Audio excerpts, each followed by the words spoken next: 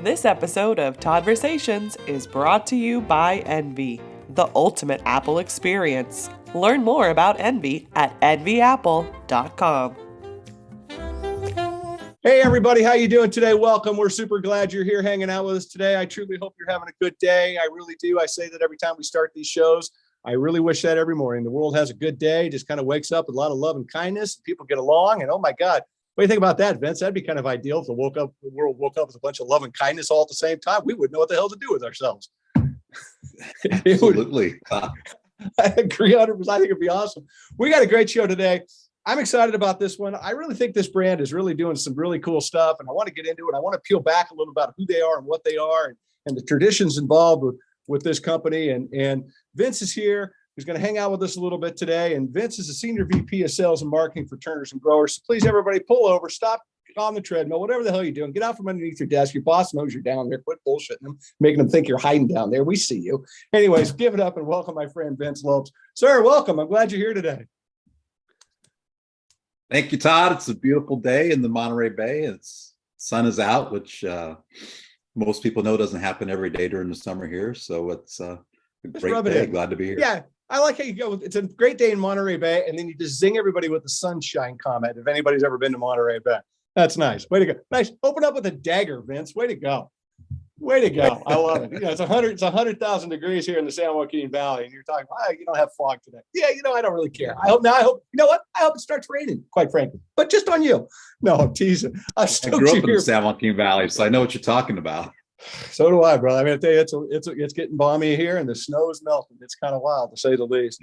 Well, as I said, I'm really thrilled that you're here. I think it's exciting brand of what you all are doing. We're going to get into a whole bunch of it. We'll get into the Apple part of it here in a second. But before we get going, as I do with all my guests, if you wouldn't mind, just kind of give yourself a quick introduction and tell everybody a little bit about who you are and your bio real quick, and then I'll fire off my 5 million questions I got for you. All right, my name is Vince Lopes, and I grew up in the Central Valley of California and been in agriculture all my life. Grew up on a dairy farm.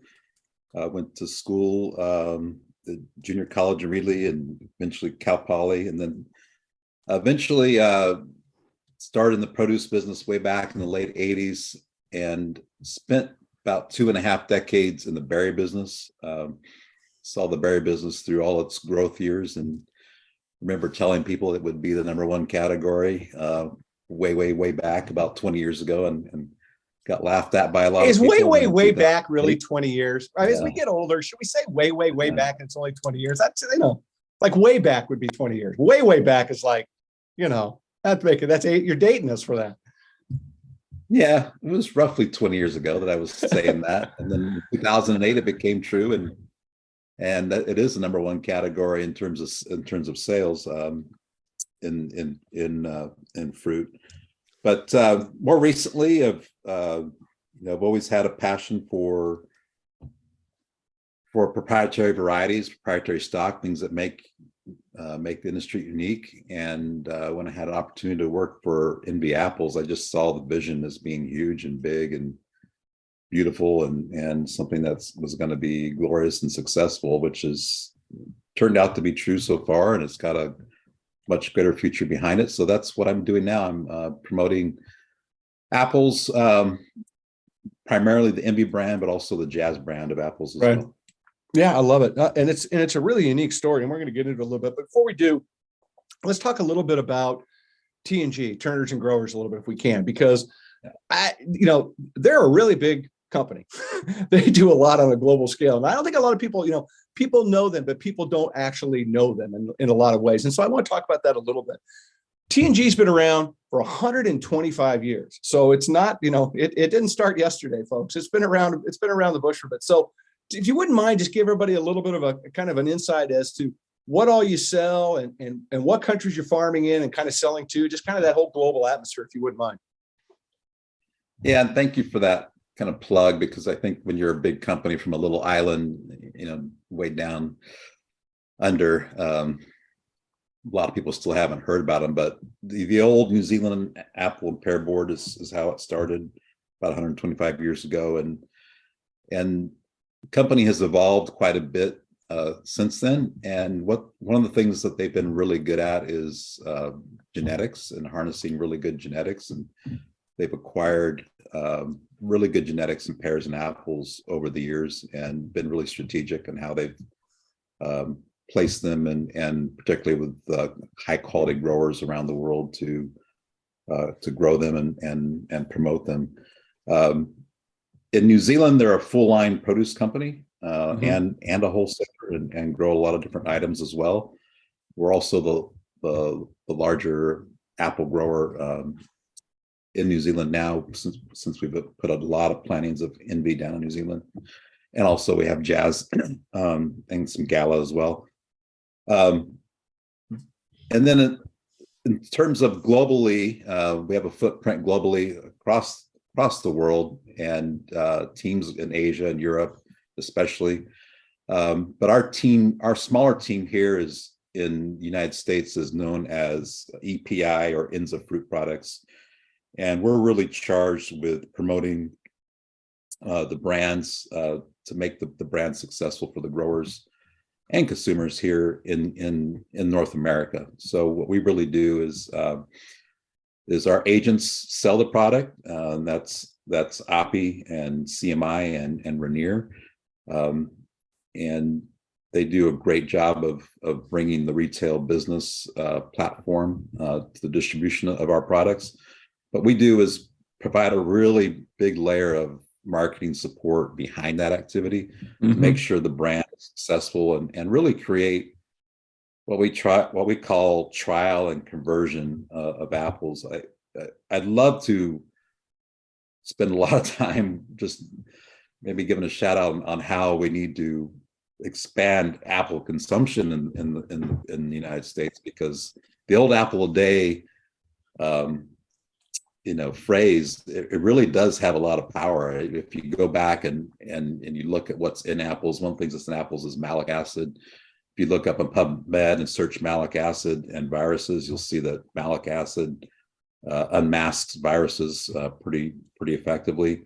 If you're ever like driving somewhere and you're feeling a little tired and you're afraid you might fall asleep, an apple is a good thing to carry in your car, because that malic acid gives you a little energy. Yeah. But the old apple a day, that quote, I think it was more grounded and more popular years ago, and it's kind of lost its traction. I really think it should come back.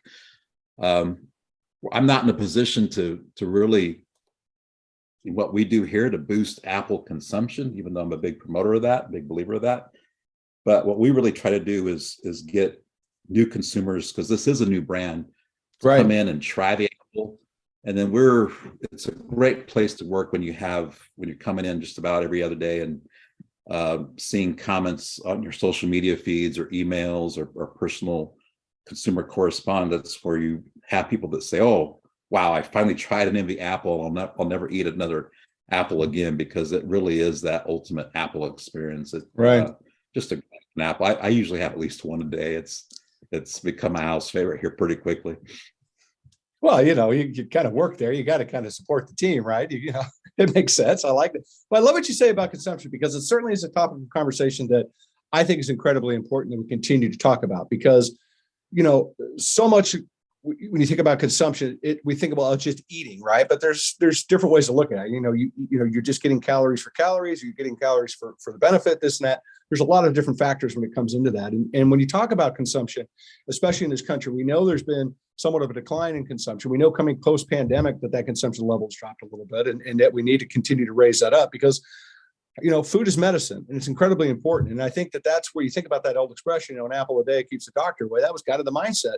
Whatever that was back, we'll have to go fact check when that came out. But it's, that was, again, it's like T&G. They didn't start yesterday, right? That's an old expression. But you're absolutely right. The consumption is really, really, really important. And it's something that we need to continue to talk about. And that the industry itself,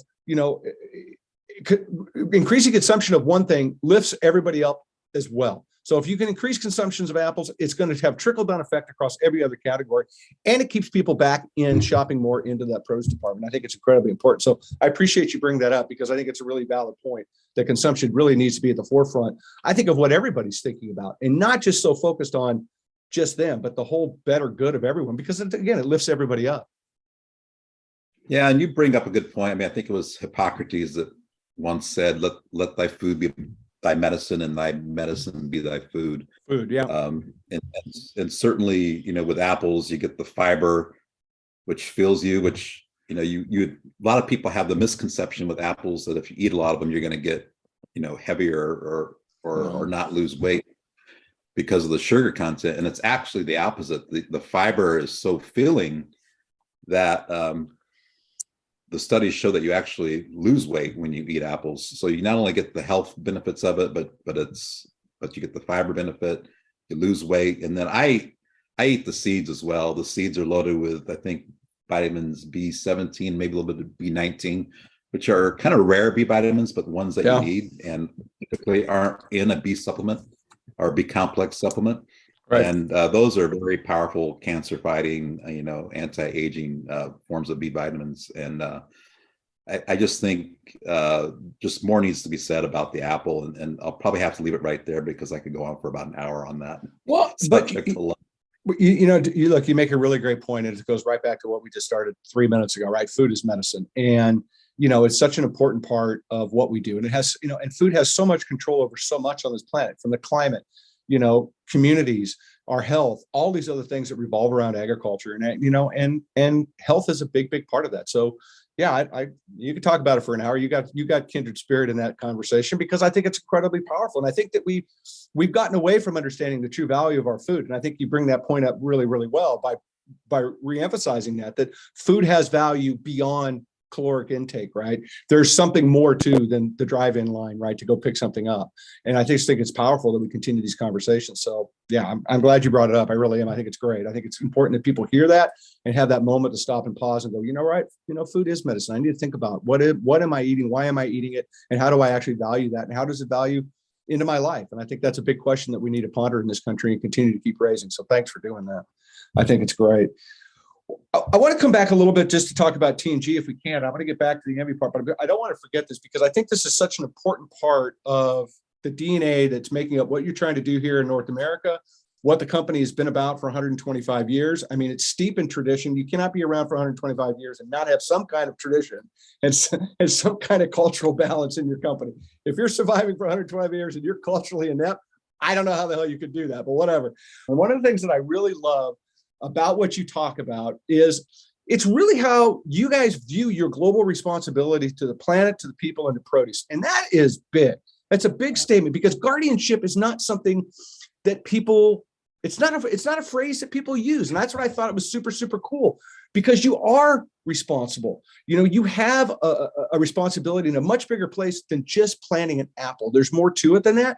And I think that's really, really great. And three of the areas that I want to touch on and just have you expand upon it if you want is the traditions that you live with. Is you call it our place, which is building a healthier planet, our people, which is empowering everybody to be their best, and then our produce, which is safe and sustainable. So talk to me a little bit, from your perspective, sitting in the driver's boat right now, steering this thing through North America, how does that tradition affect you? What's it mean to you? And how do you expel that back out? Yeah, well, first of all, I think it's pronounced Katiyata Katanga, but okay, well, that is not how it is spelled. We don't hold that out to retailers here, because a lot of us can't even pronounce it correctly.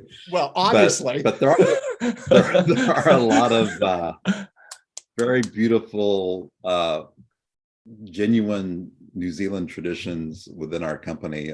Sometimes our meetings start with some type of phrase in the Maori tradition, or some type of respect or to that culture. And we actually in New Zealand have partnerships with some of the Maori people and actually growing apples. And I've actually met some of them, and they're beautiful people. And to go down there and meet them, I've always, as I've been working here now, going on 4 years, for some reason, I kind of feel grounded in that, because I feel like there's a reason why I'm here and attached to a New Zealand company. And that tradition kind of resonates in the back of my mind of why that might be. But it is a beautiful tradition, and those people really are about the land. And the respect for that isn't just a corporate thing.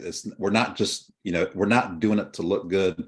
We're not doing it to put on our website or make a statement. It's actually an exchange of culture that takes place that's very genuine within our company. And all of our leaders, even on their emails, they'll sometimes have a little Maori gesture in them, just on their regular emails, typically in the beginning or the ending, whether it's the greeting or the sign off. So it is embedded into our culture, and translating that here, I think, to the land and where we grow the majority of our apples in Eastern Washington, we do have a small handful of growers who are EFI or Equitable Food Initiative certified now, and it's encompassing a good portion of Envy and even some Jazz acreage, and it's that I think resonates well with the traditions out of New Zealand, because that's not just passing a regular food safety audit, right? It's not just a regular global gap audit.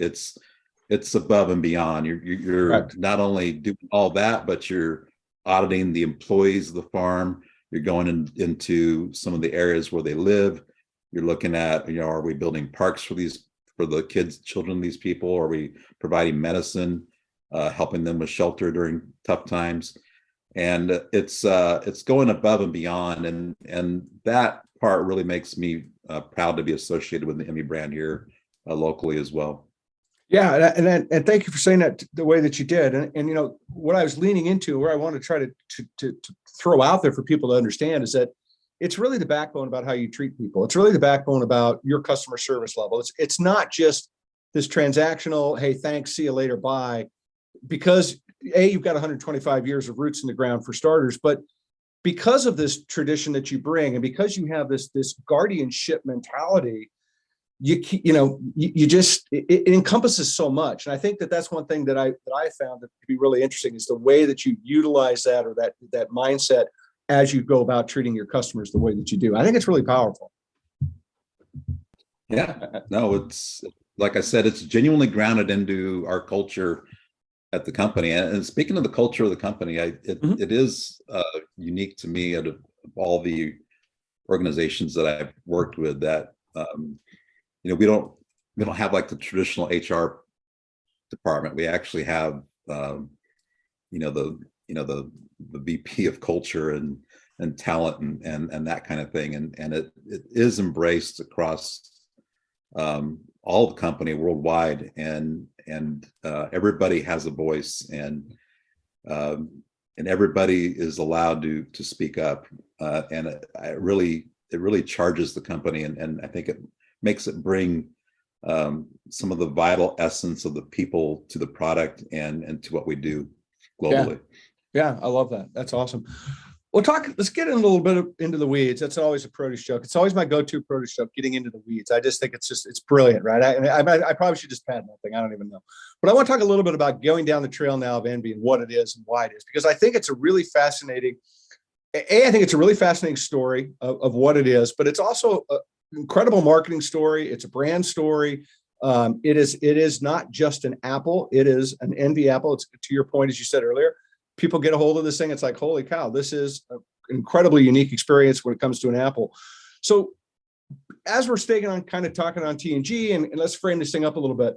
Talk to me a little bit about what Venture Fruit is down, with T&G and what you guys are doing. If you wouldn't mind, just give everybody a little frame, because I want to talk about how we got to Envy apples. Yeah, Venture Fruit is established as a company that basically manages all of the genetics for T&G globally, and it is a global venture. We have genetics being planted in Asia, in South America, Africa, all throughout Europe, UK, EU. So they are responsible for managing that. They work a lot with New Zealand Plant and Food, and that relationship goes back, much further than me. But they're really bringing solutions, I guess, to life. But they understand that the grower is more challenged than ever, so they're looking at whatever challenge the grower has what does the grower need to bring to market to be more successful? Is it better flavor? Does that come with better sizing, better yield? Is it varieties that are tolerant to one type of climate or another? Or is it something unique that we can tout to retailers that's going to bring a big new splash in the marketplace? So they are constantly evaluating genetics and bringing that through trial, and then they're very, very careful as to what they release. I mean, there's thousands and thousands of varieties that we breed and never make it to the final cut. So it goes through a very, very selective process over quite an extensive period of time, especially for apples. From the time we cross two flowers, it could be 10 years before we release an apple variety. And that might even be just on a grower trial basis. And so, it takes another 10 years to even figure out if that's going to work and ramp up the acreage. So they're managing that process, and it was kind of part of the company before, but now Venture Fruit is off and running and just taking over that process completely. And it's good to have that focus, I think, in that area for us, because that's really been something the company has prized and done well over the years and got us to this point of 125 years. And I think will help us launch us the next 100+ years. Yeah, no, well, I love the tagline, right? Forging the future of fruit. And I think it's, definitely sums up exactly what you just said.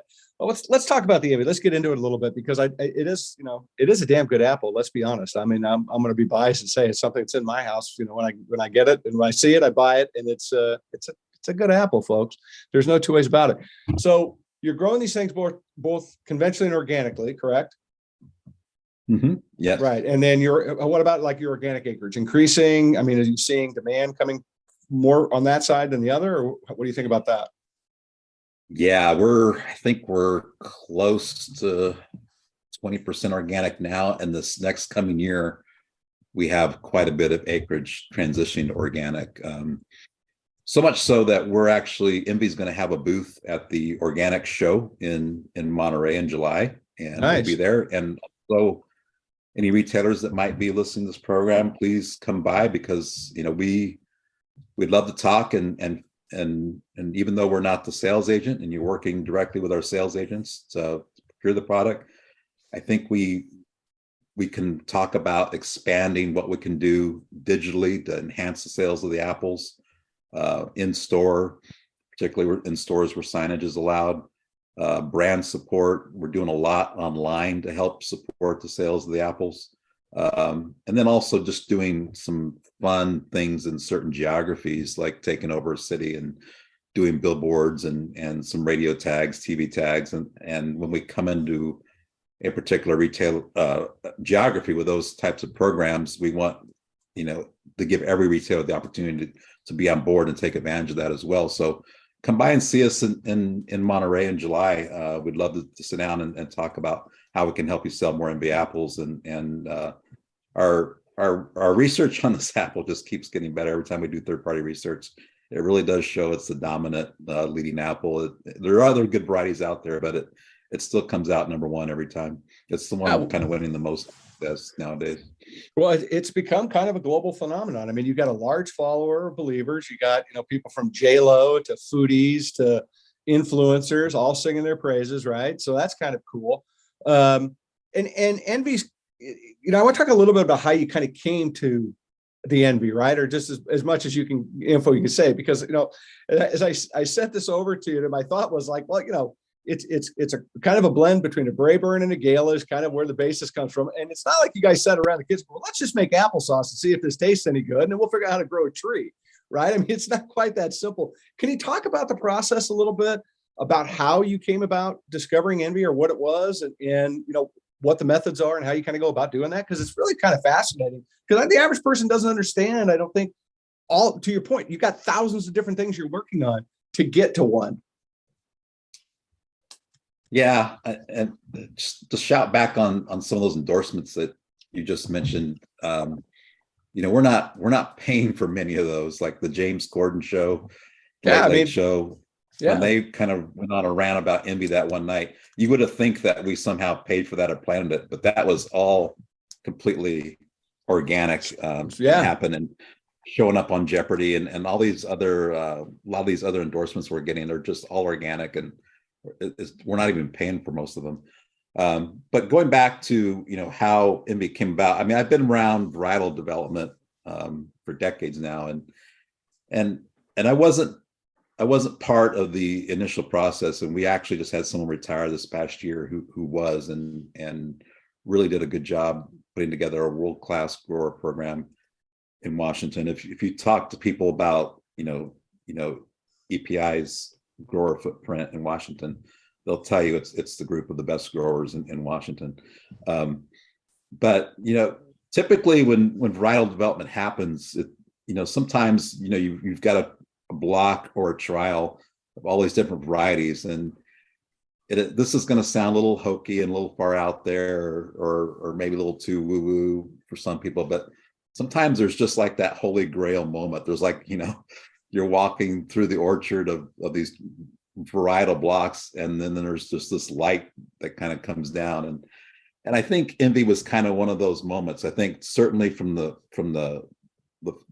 tastings of the early product from the first cross to replicating that into the small block trials, to eventually going into small grower trials. It just kept being consistent. It had everything the growers wanted. I mean, today to succeed in apples in the Washington industry, the way that the Washington apple industry is set up, you have to have a variety that's got good flavor, that's going to have appeal to retailers. You have to have a variety that has good sizing, because small sizing is not the sizing that brings in the kind of revenue that will make a grower profitable. And then you have to have a competitive yield. And Envy had all three. Envy had all three with decent color profile, and I think that's what captivated everybody from the beginning, to know that every year that happened consistently. Wow, this is more and more special.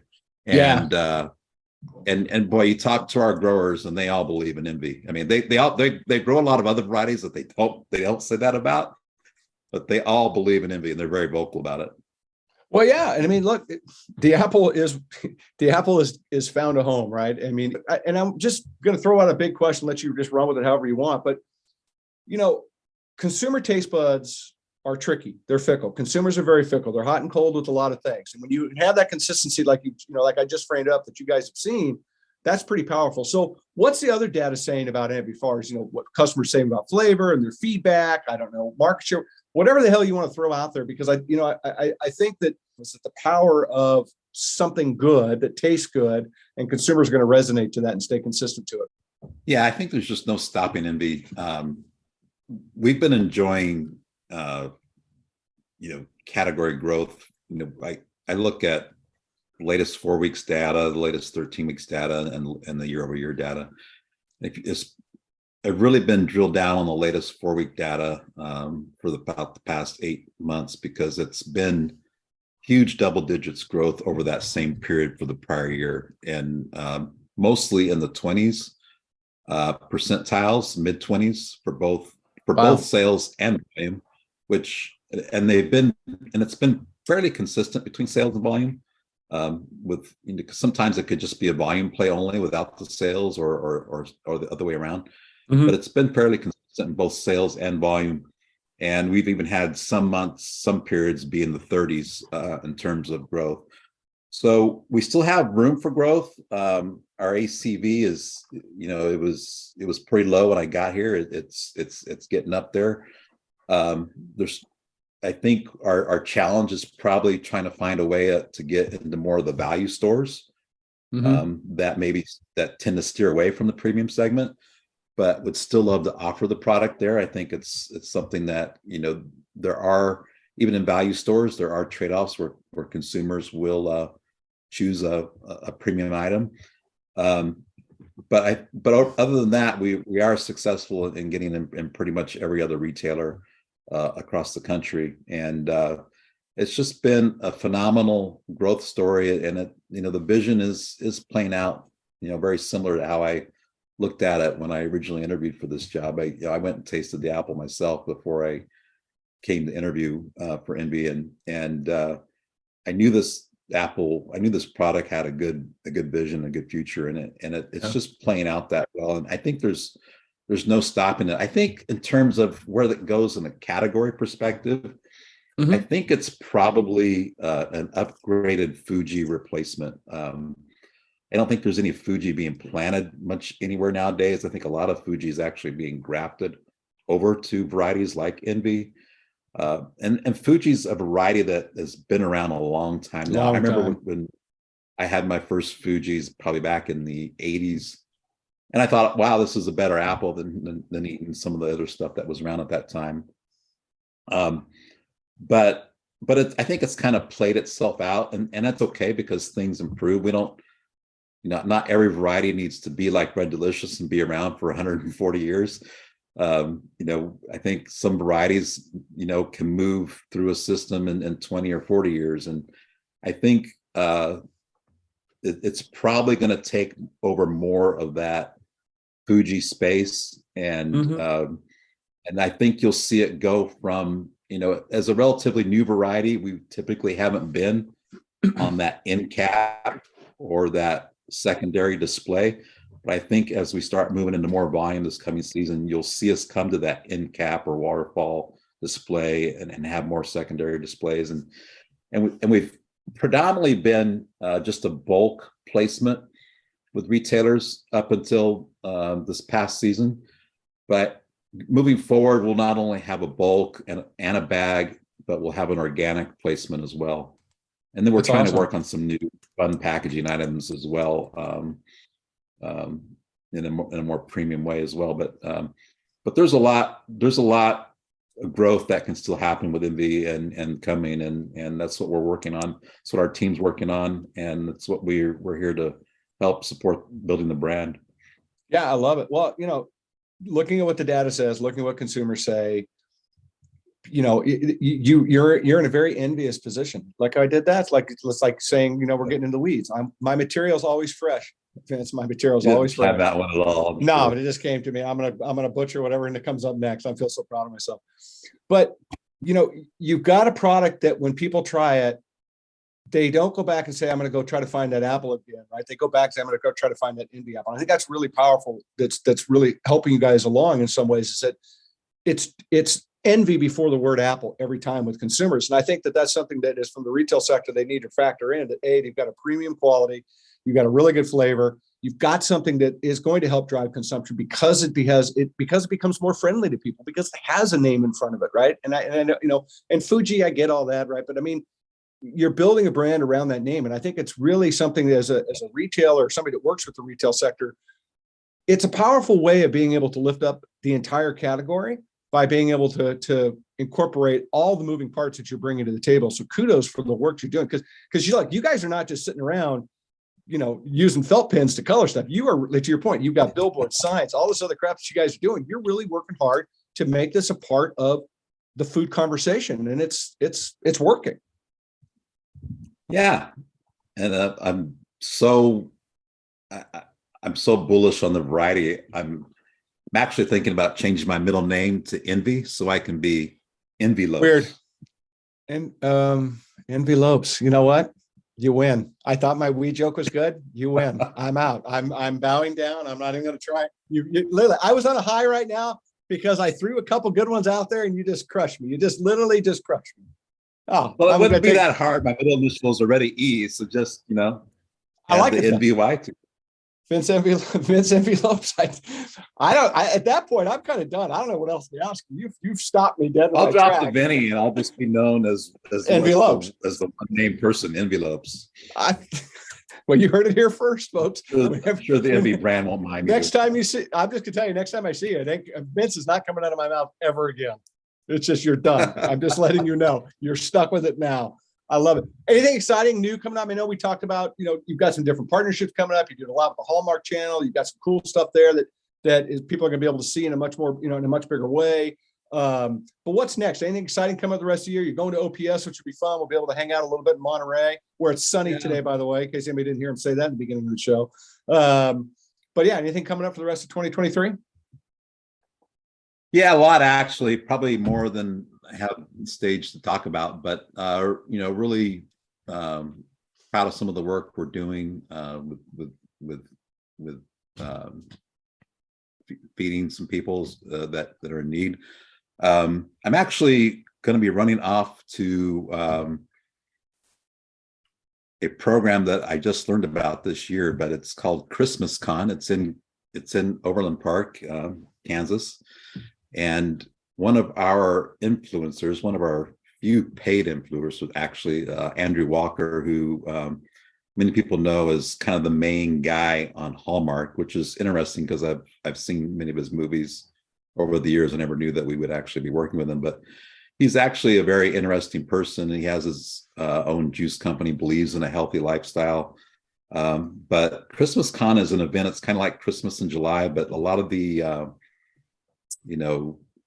Hallmark or Great American type people or actors are there.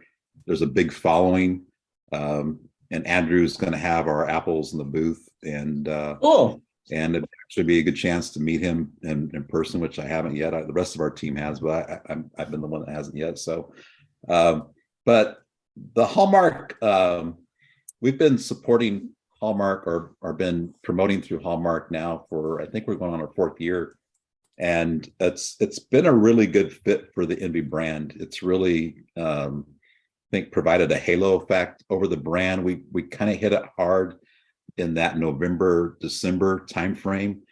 I don't know that any other TV channel kind of owns the network the way the Countdown to Christmas program does. It's crazy what those guys have done. It's crazy what Hallmark's done. Yeah. I mean, the amount of new Christmas movies they make every single year is pretty amazing.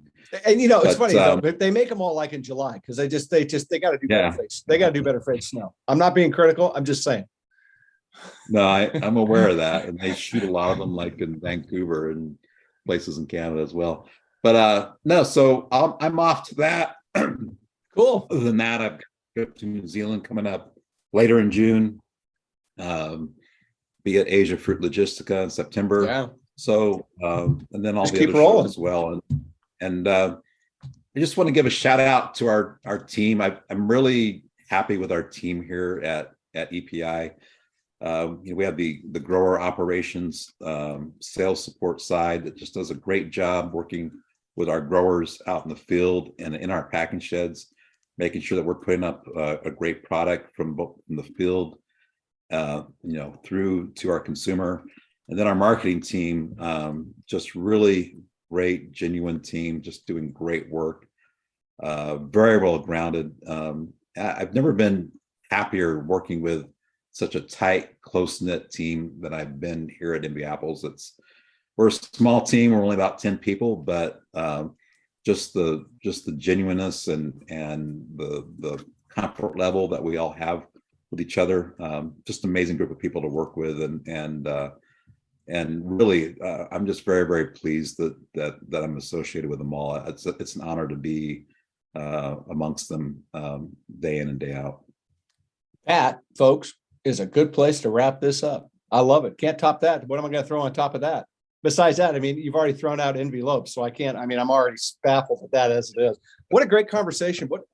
And thanks for sharing, all aspects of what T&G is and all aspects of what Envy is. I really appreciate that because it makes it a little more real. It puts a lot more behind it when you think about 125 years of tradition and that guardianship and what it means and why it's important to you all and why this brand, I think, is got a long runway ahead of it and why it's a fan favorite and why it's going to continue to be one. So I appreciate you being here and hanging out. Absolutely. And love doing this. And thank you for the opportunity, Todd. It was great.